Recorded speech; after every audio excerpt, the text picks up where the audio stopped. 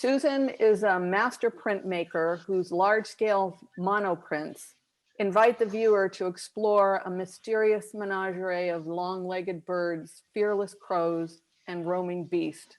Her birds inhabit many of her scenes, and like the willowy blue herons and egrets she depicts, her avian monoprints are graceful arrays of layered colors and ghosted shapes. The effect can be otherworldly. In a review of her work for the Maine Sunday Telegram, critic Philip Isaacson said, "These are all major works by an artist with a singular and committed vision. In Amon's most fully realized works, the result is bewitching." Amons, who uses monotype, dry point, and chicolé, developed her unique combination of printmaking techniques while on fellowships at the Women's Studio Workshop in New York and the Helliker Lofoten Foundation residency on Great Cranberry Island in Maine, where she developed her Cranberry Island series, which has been very popular the last few years. Amons has been the recipient of numerous awards, grants, fellowships, and Maine Percent for art commissions. Her work has been exhibited widely and in countless solo and group exhibitions, and it is numerous private and public collections, including the New York Public Library, the University of New England, the art museums at Colby, Bates, and Bowdoin colleges, the Farnsworth Art Museum, and the Portland Museum of Art, among others. So tonight, I'm very pleased to welcome Susan Amons. In the picture you see here, she's actually on a residency at the Helliker Lofoten Foundation program on Great Cranberry Island, working on one of her Cranberry Island series. So welcome, Susan. This is a sample of one of her prints. This one is called Courting Herons. It's 36 by 52 inches, so it's quite large. So we'd love to hear your thoughts on your work, Susan, and this print in particular. It's stunning. Thank you, Karen and Mike Wilkes, for this Zoom artist opportunity. I think you do an amazing job with your gallery and your artist events. I'm so happy to be here with all of you. So Courting Herons, the subject came from my observations of birds in the salt marshes of Granite Point, where I live. And every day I see different birds exhibiting hunting, fishing, and courting behaviors. I had this print for a long time before I knew what to do with it, how to finish it, with layers of drawing to resolve it. So it was very complicated because it has like multiple layers of space and quite a lot of colors on it with pastels and colored pencils. So the next one. Okay, this next one is called Night Herons, Green Waterfall, and it too is a 36 by 52 inch print. It's a diptych, like the last print we just looked at. And so they're put together and framed as one piece. That's right. And so the night heron series began from my observations of the night heron that hunted frogs in the back pond here behind the house. I loved its bright yellow feet and its stealthy behavior and ability to eat large prey, such as chipmunks. Which I was glad. You're kidding. No, please have some more. So the green waterfall was very challenging because emerald green is a hard color to create from ink. It doesn't cooperate when rolled out. It dries really fast. And the waterfalls are from the Catskill Mountains in New York. Wherever I'm printing is what appears in my work, the subjects, the seasons, and the colors. So I'm sure that was like a February into March residency that I was there. Yeah, it's so stunning. The next one. This one is a smaller print. It's called Night Heron Lily Frogs, and it's 22 by 30 inches. Yes, so the night heron in this one, I just used one of the shapes of the herons and combined it with sticks and pond elements that I had from other collections of shapes and created a new environment for the night heron in the freshwater pond. So when I drew in the lotus flowers and some of the edges of the lily pads on top of things, and you can see the ghost images in the back where the emerald green is underneath on the first printing. Susan, Okay.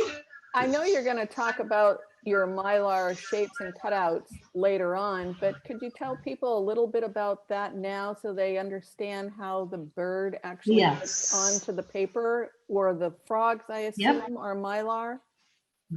Yep, the bird and the branches and the frogs are the mylar cutout shapes. And I roll them up with inks, with multicolors. And the information that's etched on them is made with my dry point etching needle.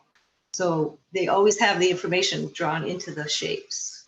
So that they can be reversed and printed in another order and recombined. So, and then I roll lots of colors of thin layers of ink over the back of the plate and put everything back onto the top. I print them as a sandwich, sort of. And so how do you get the ghosting effect then? That's the residue of the ink from the print that came before that one.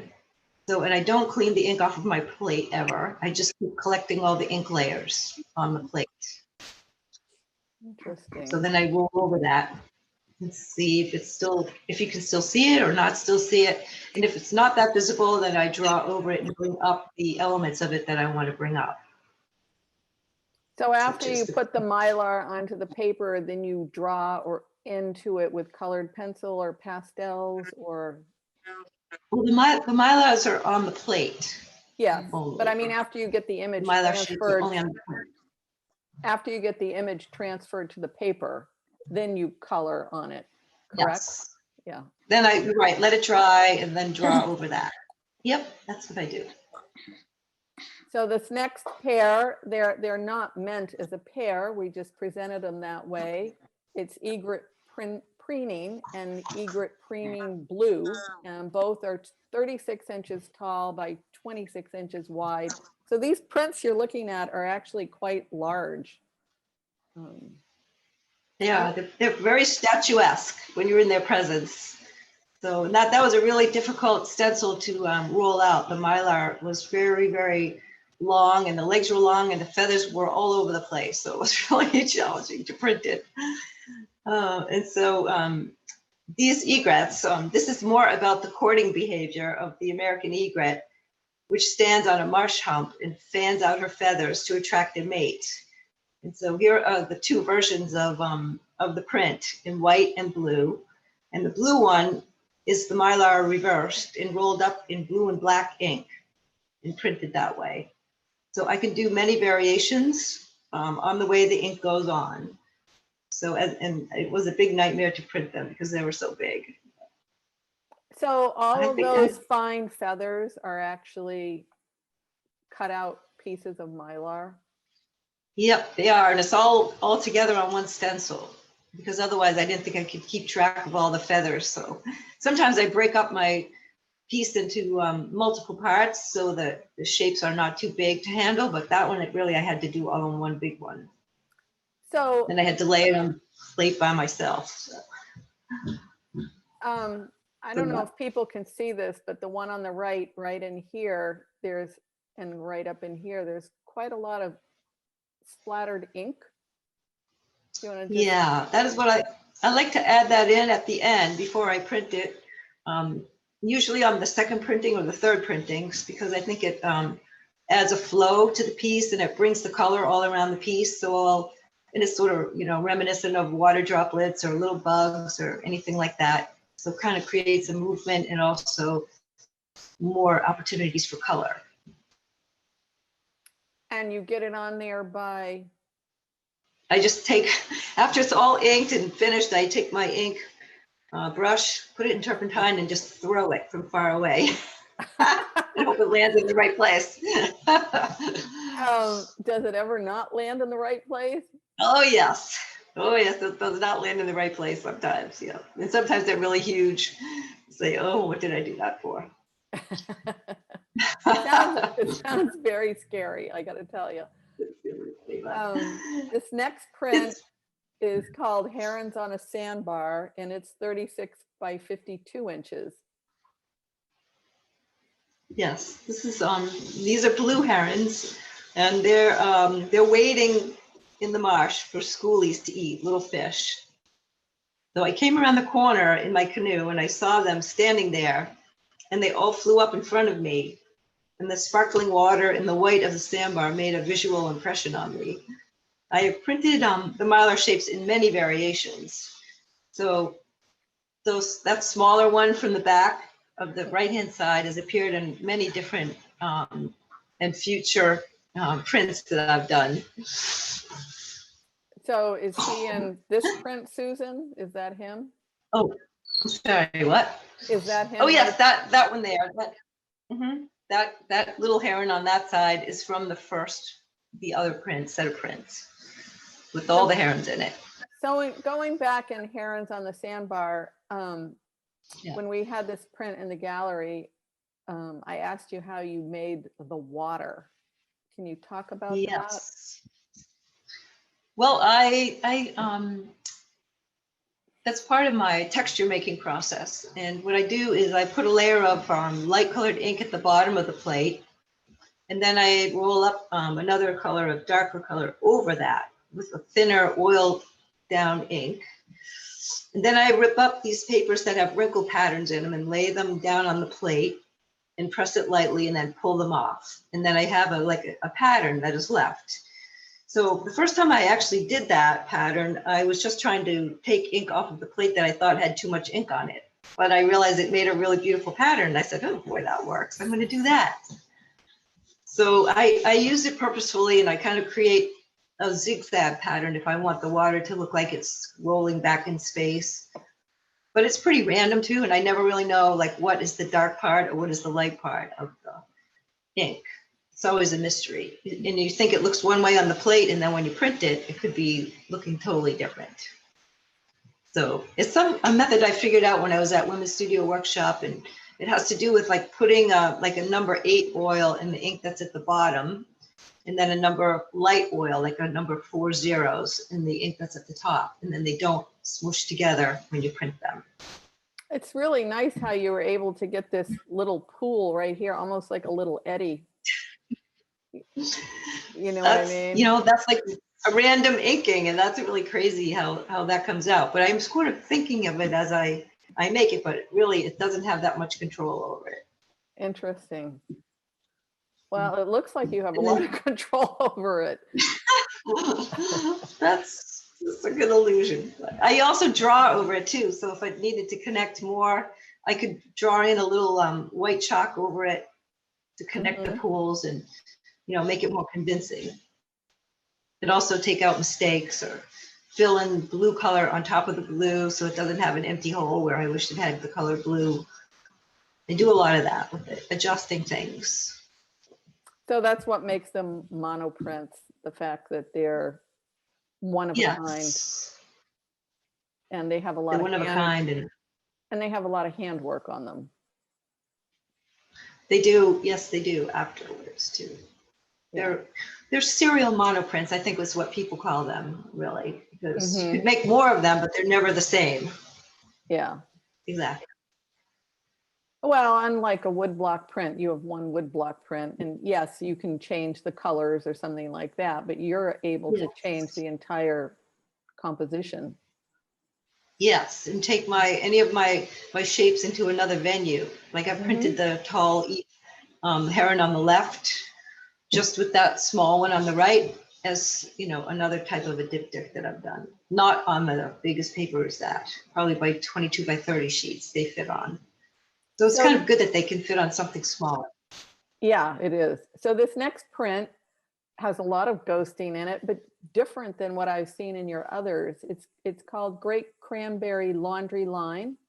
You must have done it at the Helliker Lahoughton Foundation residency, and it's 13 by 22 inches. It's really beautiful, eerie. Well, I'm glad you like that one. And that was one of those ones that you call a free one at the end when you take a ripped off piece of paper and throw it down on the ink that's left on the plate, and then you pull it off and see what you have. And you go, oh, well, that's a good one. I can do something with that.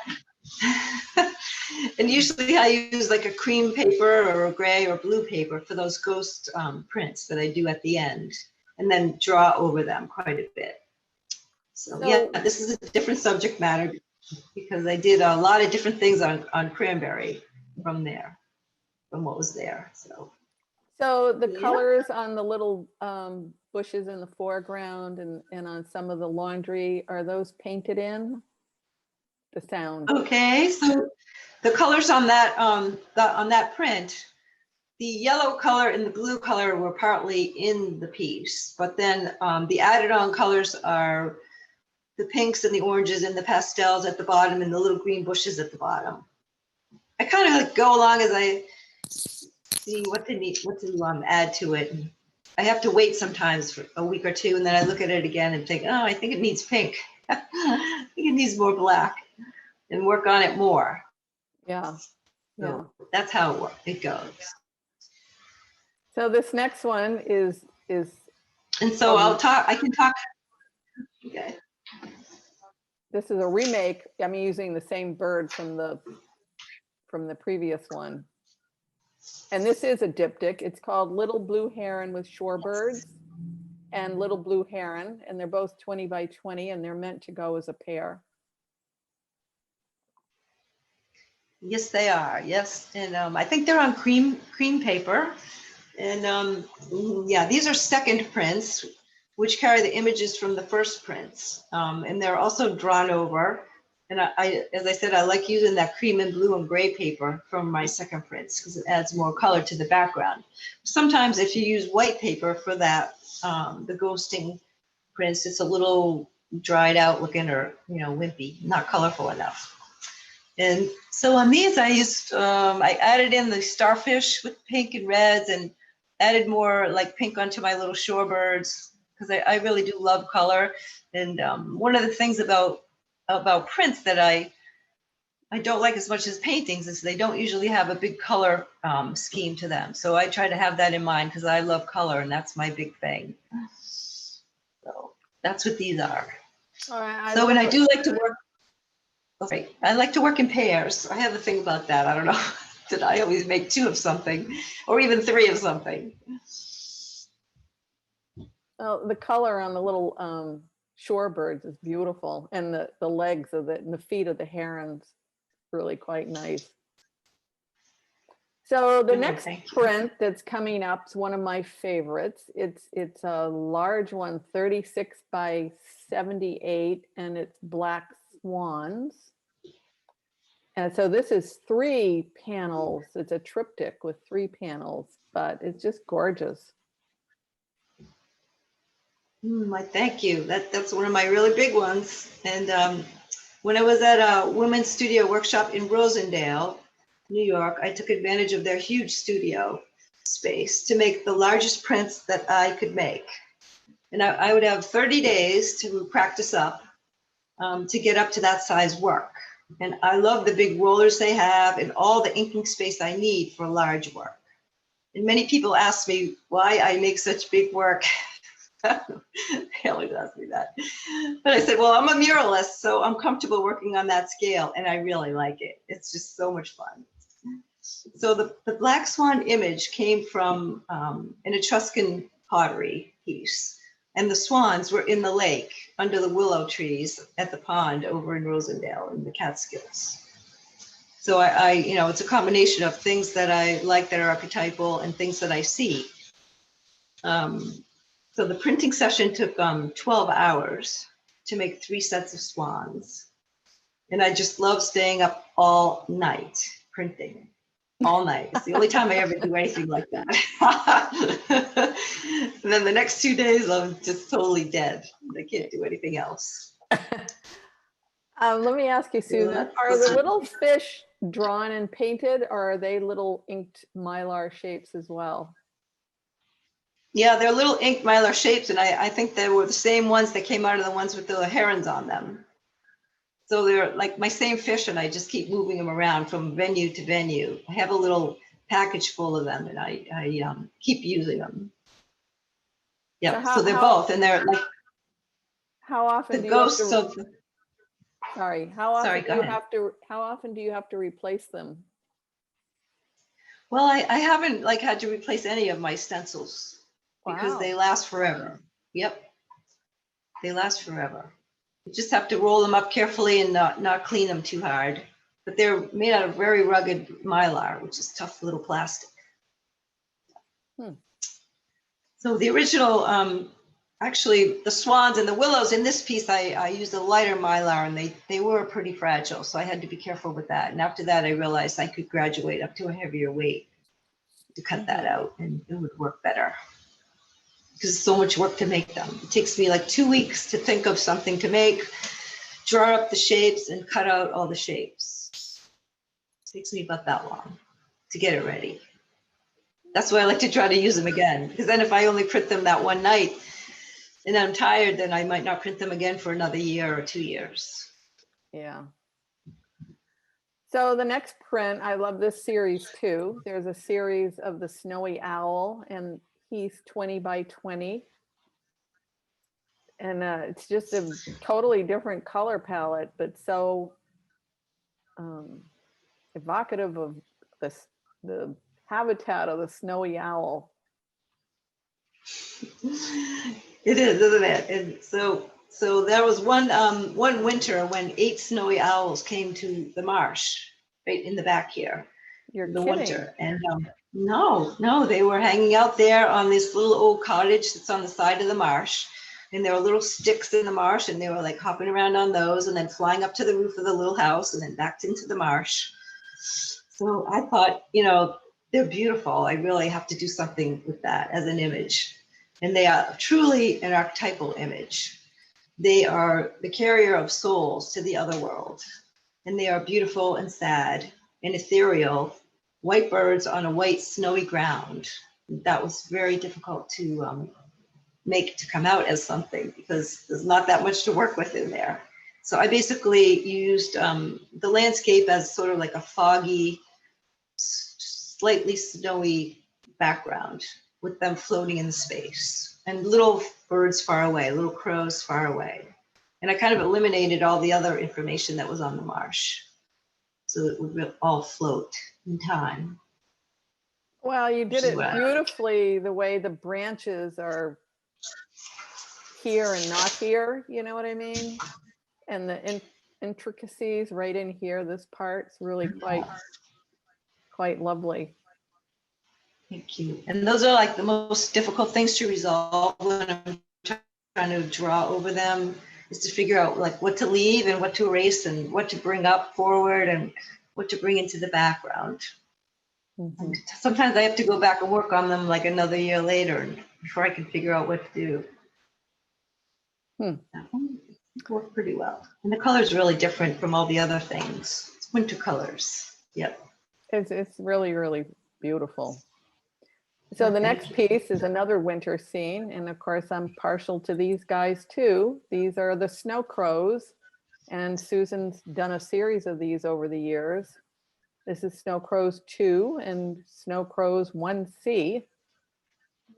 They're not meant to go as a diptych, but they're 20 by 20 inches. So how did you do the that's snow? What they are? Yeah, 20 by 20 each. So the snow on the one on the left, is that where you splatter the paint on? Yep, I probably used white ink and threw that on top. And then there was also some like light blue ink that I threw on there to blend in with that, because maybe the white didn't show up all by itself. But that's how I did that snow. Yes. So when I watched the crows congregating on the hickory branches in the winter, and I love their black graphicness against the snow. I've printed many variations of them, large and small. And sometimes you would see just 1 or 2 of my crows on a little small plate, because I like to do them that way as well. So when I started off wanting to make that white background with the little edges of blue as part of what you see in the winter when you're walking along, like a pond or something that's frozen. And that was pretty difficult to get with white ink and blue over it. Because usually for my whites, I usually just use the white of the paper. But for that one, I had to make snow. So I did. Well, So in the hickory branches, thank you. I've used in a lot of different ones too. well, it looks like you did it perfectly, because that's exactly how it feels, like an ice surface on a pond. I'm glad that one worked. I do love them, their shapes. So the next one is the contentious crows, and this is a big diptych. It's 36 by 52 inches, and Susan does have a series of red crows, which are pretty exciting. We only have one example here. So what about this one, Susan, and this red palette? Yeah, the red palette is difficult to work with, and like it's hard to pull it off. And the ones that you're talking about that we didn't show, they would have like a huge field of red with only a few crows on the edge. And that was like the most difficult composition that I think I ever tried to make work, because there was not that much in it. It was basically 2 crows at the bottom and 1 at the top on the left.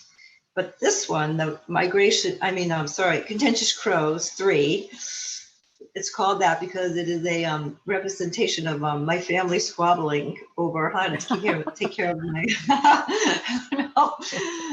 so over how to take care of my father when he was sick. And so there was a lot of talk and I don't know. Anyway, so this print has many ghost images of crows in it, and is much drawn over, which I love to do. And in the drawing over, I put in like light greens and dark greens and little blue pieces and things that you see more close up that you can't see from far. But I think this is the most big successful ghost piece that I ever have done. This and one? The paper, I believe, yeah, I think the paper is a cream paper.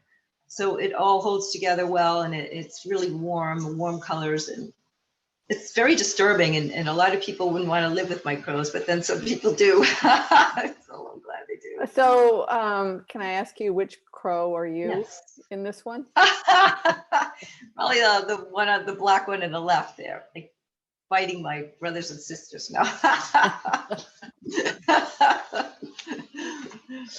Well, I really like the red ones. It's really powerful. So well, thank you. The next one we have, this is the last print. As soon as we're done with this, Susan's going to talk about her process. But this is another large triptych that's 36 by 78 inches called Caribou Migration. So tell us about the caribou and the migration. Yeah, so caribou migration, this print is one of my largest sizes, and the image came from an ancient bone carving fragment depicting a caribou with a salmon.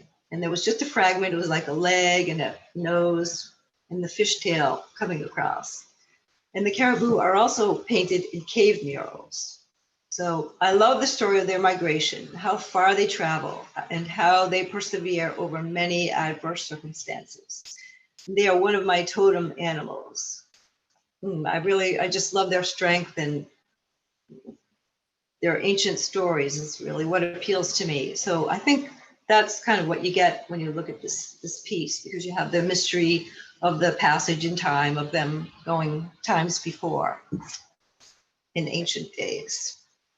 It's supposed to be a substantial migration too. I mean, I don't know how many thousands are in the herd. Yes. There's thousands, and they go across rivers and up mountains, and a lot of them perish, but they always do it. It goes far across the tundra. Yeah. And some of my family people are from the Nordic countries, so maybe that's in my blood too. So. Oh, probably is. Yeah, probably is. You mentioned earlier, Susan, that you are a muralist. And these are prints, but can you tell everybody a little bit about the murals you've done over the years? and what kind of a muralist you are. Yes, I've done, yep, in public places. I painted quite a few murals with Pat Hardy as Fancy Painters, our painting company. And we painted natural scenes in schools. We painted like 2,000 square feet of running deer and fields and geese in the fields, and or sometimes it would be like the Androscoggin River from a view up above with architecture around it, and sometimes they would have human beings in them too, but as a small scale, and also many murals in private homes too that would circumvent the whole room, the whole dining room, all the walls, and that would have been maybe sailing ships and villages and everything that you can think of like that, beaches and all kinds of stuff. Do you still do murals? Yeah, I did one. Recently? I did one recently. Yes, up in Camden, and it was of for the Rockefeller family, and it was of a mural of Florida with floral stuff and parrots and birds and all kinds of stuff like that. Okay, so this next slide is a picture of Susan standing in front of her newly printed work. She's at the residency. She's done a couple of them at the Helliker-Lahoughton Foundation on Great Cranberry Island. When this picture was there, she'd been there for almost 4 weeks. And at the end of the residency, there's usually a studio visit open tour. And so do you want to tell us about your Cranberry Island experience? And we can go through, she's going to start talking about process, and we have some images to show you along the way. Yes. So yes, we're leaving the Caribou Dreamtime and we're going to the Cranberry Studio, where you can see my large wall of watercolors and the prints that I made when I was there, because like, why wouldn't you paint outside in such a beautiful place? So I took my watercolor block and went out in the field there and sat on the rocks and overlooked the harbors and coves. And so I hadn't painted large watercolors in a long time, and I had a great time doing that. So I loved everything there. And the Helliker-Lahoughton studio was a fabulous place to stay and work. And Patricia Bailey was wonderful. She took great care of me there and made sure that all the artists had everything that they wanted and needed that you could ever imagine. And I thank her for that. And so, okay, so the next one. The Patricia Bailey is director, yes, of the Helliker-Lahoughton. Yeah. Helliker-Lahoughton. Lahoughton. Jeez, it's one of those days, guys. Patricia Bailey is the director for the Helliker-Lahoughton Foundation. So here, tell us what we have here, Susan. Okay, so this is a chance for you to see how I make the mylar shapes. I draw them on mylar with pencil, and that's with the thing that you can see on the right. And then I cut them out with the little X-Acto blade, which is really easy to cut because mylar is very easy to cut. And I put it always on black because then I can see it better. And then I used an etching needle and I put all the information on my work that I need. Like all the line work that's on the mountains, and then the information on the sailboats, which would be the masts and the booms and sail information. So that's what I add to those. And those are in there forever. And I can just print those over and over and they don't ever really collapse. But if I need to freshen them up, I can do that also. So do you play around on this black sheet to figure out your compositions? Yes, yep. Well, and I've pretty much already figured that out by doing a lot of tracing drawings before I committed to a cutout mylar piece. I will probably do a whole wall full of sketches on paper, tracing paper, before I get to that and decide what goes in and what stays out. So these are the shapes being inked. This is what I was trying to describe to you about how you do add color over the mylar shapes with the little rollers. And I would do it the same way that I would do watercolor, go from light to dark, because you can't really go the other way. It doesn't work. The light doesn't go back over the dark ones. It's all very transparent. And you really have no idea how much ink you have on there because you've just added so many colors on top of other colors. So it's always a mystery for how it's going to look. And the plate that is on the left side of the image there, that is blue and white, is how I got that water pattern that we talked about before, where you roll out the light blue ink and then put the dark blue ink on top and then put paper over it and then lift the paper off. So in the image that's on the right is that print being pulled off the press. So when I decided to use a bright red sail for the boat, because that seemed more interesting than any other color, because everything was sort of horizontal, which I wasn't really used to working. So for me to print like landscape type of prints with horizon lines was really different because I haven't used any horizon lines in my prints at all. They always have like the floating dream time. So this is a different challenge. That's what I had to figure out. So this next slide, it looks like you're laying the mylar. Is this an inked piece of mylar going down on a plate? Yes, that's what that is. The inked piece of mylar going down on the plate. And I'm sure that's a different print because I think that's a different year that I was there. But that's the benefit of being able to use your mountains again. You cut them out once and you can put them in a lot of different venues and a lot of different prints. So yep, that's me putting it on there. And there's some other prints up on the wall and some watercolors that I had done to inform me of what's out there and what the light is and what I might want to add to my prints. And so this is the press out at Helliker Lofoten. Yeah, and I'm looking at my color watercolor sketches are on the bottom of that picture. So I can look at what the colors are and match my inks to those. So, okay, so we're pulling off the print. And so I could say one can always be delighted when a print comes out how you want it to come out, because most of them don't. So this one is one of the ones that did come out just how I wanted it to. It's like, yay, I'm so happy.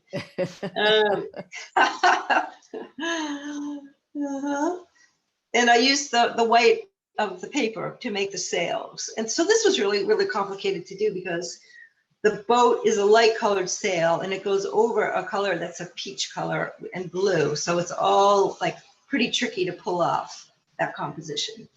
So it did work, I think. It did work how I wanted it to. Yeah, it's amazing. And this is the final result. There it is. Yeah. Now this is called Schooner with White Sail and it's 18 by 26. So the white sails are actually the paper or white ink? Yes, that's the white paper. So I always had to try to just leave that white and not put any colors over that. And I think I used like a very peachy color for the whole bottom of the plate. And then I used a dark indigo ink to roll in the waves at the bottom. And then I used my little green brayer to add in the reflections on the back of the mountains.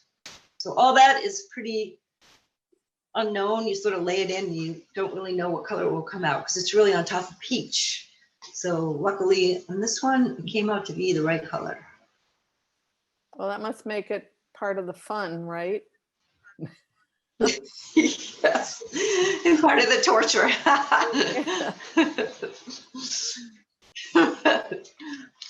So the next slide, Susan. So, okay. Yep, these are images of my watercolor sketchbooks, which is how I decide what colors to use when I make my prints. And I might try a few different variations before I commit to making something. And I believe the little picture on the left is that green heron with the lily bud. And the other one is sunset night herons. And then the other ones are my red-tailed hawks on the other side. And for the red-tailed hawks, that's how many red colors of ink I put out before I could pick out some ink recipe that would be the right red for them. Because the red-tailed hawks are actually, you know, a red piece on top of a red background. So that was really tricky, like a white owl on snow. It's kind of like the same kind of thing. Yeah, yeah. So, and then the next slide. Yep, so that's my wall of red tails. So those are after I printed variation 1 and variation 2 of the red tails, and I have some sandpipers in the middle there. And on the bottom, I have all those ink swatches, which I actually use to mix up all my colors. So that's how many I would use to print those. And behind me, there are some little botanical pieces, and I like to do those sometimes too. So this is like one of my favorite pictures because I was so happy with the way my red tails came out because they were so hard to make. And then I drew over them eventually. The one on the left, that is my last slide. Just want to mention that Susan's here at the Women's Studio Workshop in Rosendale, New York. So this is their workshop. This is their workshop, right? The big one. Oh, I forgot I had those in there. Oh, that's good. So these are my, the mylar tray. Actually, that's the trace on the left, and then the cutout of the mylar on the right. So that is what I end up with in the end, after I put all the information on it with my little etching needle and cut it out. So don't you emboss them too, Susan? Or yes, that's how it really actually does come out to be embossed, because I put information on both sides of the mylar, and in so doing that, it pops it out, because you don't really want to put the line in the same place on the reverse. That would just cancel it out. So you have to put the line next to it. And then I realized, oh, wow, it made a beautiful embossed shape with information on it that way. And it's almost like it inks itself, because then when you roll it up, you have all that information on that piece of mylar. You don't have to make little lines on it every time you print it, so, and redraw it. So this next slide is. Oh, that's my inks, all of my inks. So I always have about 20 colors out, whether I'm using them all or not. I just put them all out. I take out every can of ink that I bring, and some that they also have there. And then I mix up special colors up on my my ink board there, and keep them for the time that I'm there, like that hot pink color and the golds and all the different yellows. That's my full palette for printing. And that's why I really love to have a big, long printing station that I don't have to clean up, because you don't want to have to scrape that all off and throw it away every night if you had to go home from a press. So that's what's great about being able to do it for 30 days in a row. You can really stay on it and keep it going, keep it rolling, as they say. And then this last one is the diptych of the red-tailed hawks. This is how it came out. It's 36 by 52 inches. And it is, yep. So that's one of my favorite prints, because of all the reasons why I said, because they're red birds on the red background, and there's not a lot of images to mess around with. You basically have one bird on the left, and then one bird and a nest on the right. So it's kind of minimal in a way. So everything about those shapes and the colors has to be spot on, or it's not really going to work that well. And I did quite a lot of overdrawing on that, because that was a difficult one to resolve. I worked a lot on the gray and white and black of the body to bring out more texture in those, and not overdo it and not kill it. So in the end, that's how it came out, and I was really happy with those. They were very hard to do. Yeah, they're gorgeous. I love how this one is ghosted behind. I'm not sure which is the female. I'm just going to assume she's the female, and he's antagonizing her. You know, but yeah. It's really beautiful how they mirror each other with the ghosting one, and you know, she's kind of looking at him, and the nest. Yes. Yeah, protectors, fierce protectors. That's how I think of them. Yeah. Yeah. I saw quite a few red-tailed hawks when I was in that valley, Hudson River Valley. So I really like to do what I saw. Yeah. So that's what we have for the presentation. Thank you, Susan. That was really quite fascinating. We'd like to open it up to questions if anybody has any questions? There is a raise your hand thing at the bottom of your participations if you haven't done that before, or you could just unmute yourself and speak out your question. But we have about 10 minutes left, so if anybody has a question for Susan, please raise your hand or just unmute yourself. I think you can unmute yourself or ask to be unmuted, and we'll let you in. So just wait to see if anybody has any questions. Okay. Trying to think if I have any questions while we're waiting. I gave you all my secrets. Now you know everything about how I make them. Well, even if you knew how to do it, that doesn't mean if they're going to come out looking like this. Or any of your big prints. So if you have, I have a question. Sure. What kind of ink do you use? Those are etching inks and litho inks, and they are all oil-based inks, all of them. And then I use different oils to thin them out with. So you roll them out really thin. They kind of last a long time. I like those better than water-based because they kind of dry too quickly. So, and they're very saturated with color. How long does it take for the print to dry? A year. No, not really a year. It takes maybe a month though, for it to dry, because there's so much ink at the bottom, and it has like number 8 oil in it, which is very dense. So it can take really a long time, and they smell good while they're drying too. So can you print, so when you have your mylar form, you can print, you know, like all the different shapes and let them dry and then come back and paint over it as you want to? No, I don't let the ink dry on the shapes ever. I just print the shapes onto paper, and then the paper dries. And then you clean all the ink off of the shapes when you're done using them, so you can use them again. That's how it works.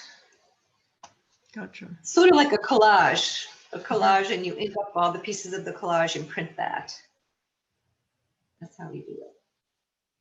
So how long do you wait, Susan, before you actually let it dry, before you actually start painting onto it with pastels? Or I would say it would be like a month is a good amount of time, really. yeah. Yeah, because the darker inks, they hold a lot of oil, and it just takes a while for them to dry. Mm-hmm. Then I put them in my studio, and I get to see them and live with them for a while, which is nice while they're drying. So, What kind of and usually, if oh, sorry, go ahead. What kind of paper? Yes. Well, I like Italian Pescia paper, which is all those beautiful colors. That's tan and blue and gray and cream. And I also like French Lana paper, but I can't get that anymore. And the trouble with loving a paper is when you love it, they don't make it anymore. And then you have to find another one. So, those are some of the ones that I like that you can still get. I'm curious about how you get a reverse image with the mylar. Do you etch it on both sides so it's equal, so you can reverse it? Yes, that's what I do, and that's how I kind of discovered that it would like pop out like an embossment. So I do put information on both sides of the mylar, and my line work I put right next to it on the other side. Okay, and then you seem to have some ghost images, and then do you print it first and on something else, and then print a ghost image, and then come back and print it again so that it's not a ghost on the ghost? I've seen people do that, but that isn't how I do it. But you could do it that way. I basically just leave all the ghost ink on the plate. So the piece that's on the left of the birds that you're looking at has Right. actually a more faint one at the very back. So that would have been probably like the third time I printed that plate. So would have moved around a couple of times. And I just don't erase anything. And so sometimes there's enough ink on the back of the mylar, and all I do is flip it over. So that's how I got the green, the like dark green shapes. But in what order was the ghost and the dark prints? Well, the one that's kind of like mixed up together here, I took the plate that had a bunch of green ink left on it in the pattern, and then I took my shapes and I rolled blue over them. So then they became the blue herons, and put that on top of all the other information that was on the plate already. That's how they're dark like that. So it's a sandwich. And I just do it all at once. Like some people like print one thing and then they would add another shape and print that a different time. But I kind of do mine all as one big sandwich because I don't think I could ever like find the spot I wanted to put it back on if I tried to print it another way. Thank you. Yes. We have another question. Go ahead. Thank you so much. I really appreciated how you showed us your process. I am amazed about the beauty of the nuances of your color. And I always think of nuances of color in regard to oil painting. And yet you were able to do this without painting in oil. And I was wondering if you had a background in oil or how you were able to achieve these beautiful nuances. Thank you. Well, thank you. Yep, I studied to be a painter, and that is really what I think of myself as, a painter that makes prints. And I did a lot of oil painting and a lot of watercolors, and I had a wonderful painting teacher, Jeremy Foss, at Mass College of Art. He was my favorite teacher in the world. And yes, I am a painter at heart. So color is my big thing. And I add a lot of color, extra color in these by adding pastel drawing over the top of the images. So I don't know if we could zoom in on anything, but if we could, you would be able to see that. I guess you'll have to do that at home. Thank you very much.